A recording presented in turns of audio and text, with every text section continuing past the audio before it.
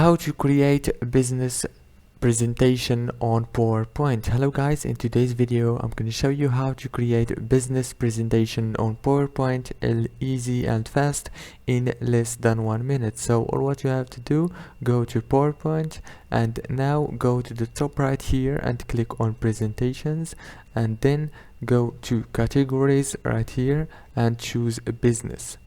Now after you click business, you will find many business presentations. Choose the one that you want, and for example this one, and click create, and now you will be able to edit and move anything you want. For example here, it's very easy to edit, and after you finish, click save here in the top corner. Don't forget to like and subscribe, and thank you so much for watching this video until the end. See you later.